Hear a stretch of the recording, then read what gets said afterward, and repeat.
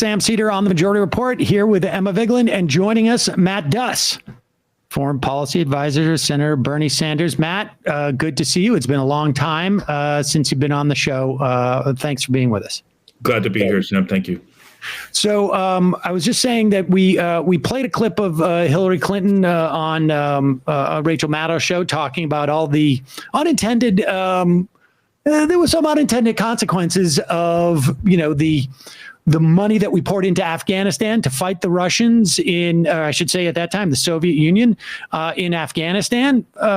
She didn't really outline the unintended consequences, but the big prize was what it did to the then Soviet Union. And many people feel that Afghanistan was a big part of the fall of the Soviet Union in terms of draining it of resources, and suggested that there was an analog, even though the terrain's not the same, to the Russians, if there's enough weapons poured into Ukraine, to the Russians' experience in Ukraine. And I want to play this clip for you of a Polish reporter speaking to Boris Johnson, pleading for a no-fly zone, because I think in many respects, these are two forces that are pushing for greater conflict. Here's this clip. A woman from my team is now in Bila Tserkva, and she is there with 2 kids, and Russian military is over there, and she's so much afraid that she will be shot. Kharkiv, the city where I was studying, was bombarded today, fully, the downtown square. So you're talking about the stoicism of Ukrainian people, but Ukrainian women and Ukrainian children are in deep fear because of bombs and missiles which are going from the sky. And Ukrainian people are desperately asking for the West to protect our sky. We are asking for the no-fly zone. We are saying in response that it will trigger World War III. But what is the alternative, Mr. Prime Minister? To observe how our children are, instead of planes, are protecting NATO from the missiles and bombs? What's the alternative for the no-fly zone? We have planes here, we have air defense system in Poland, in Romania. NATO has this air defense. At least this air defense could shield the Western Ukraine, so that these children with women could come to the border. It's impossible now to cross the border. There are 30 kilometers of lines. Imagine crossing the border with a baby or with 2 children. I'm so glad that Samantha Power is coming here to the border from the Polish side. Let her come to the border from Ukrainian side and see that. Britain guaranteed our security under Budapest Memorandum. So you're coming to Poland. You're not coming to Kiev, Prime Minister. You're not coming to Lviv because you're afraid. Because NATO is not willing to defend, because NATO is afraid of the World War III, but it is already started.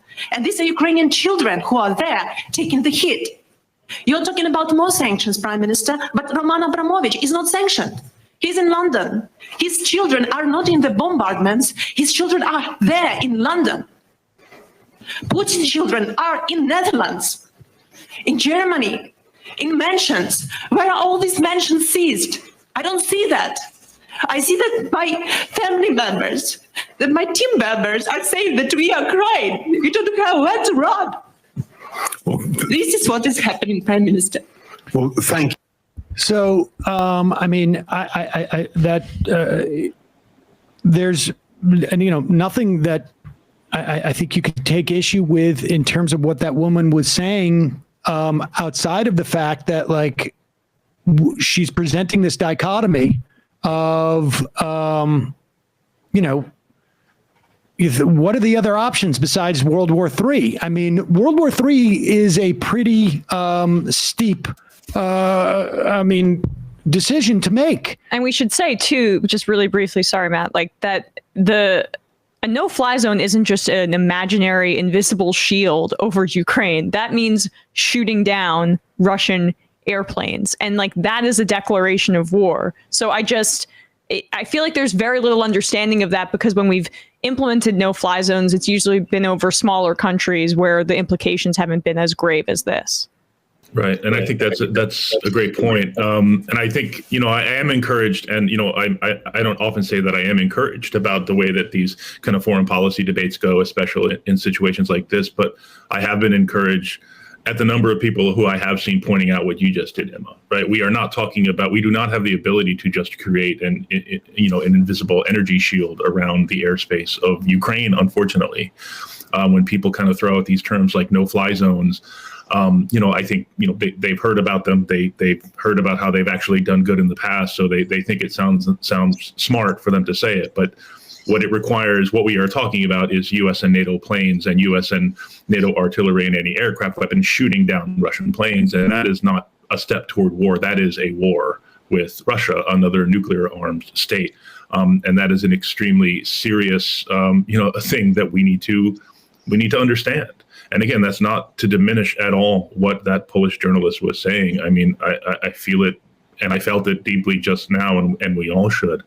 But at the same time, we also have to ask what are going to be the consequences of these kinds of steps that we take, and what are other things that we can do to protect refugees, to protect civilians, and can we do those? And we should point out that this is, that decision to enter into World War III does not necessarily protect those people anymore. It more than likely. Yes. They will die as well. That is right. And I think that point is like so much of the kind of the do something tendency is very understandable, and especially in situations like this. But we need to include in the bucket of do something, there are things that are not just military escalation. Certainly military, the military tool is a one that has its place. But I think we need to look at other options here, given some of the very clear consequences of a military escalation.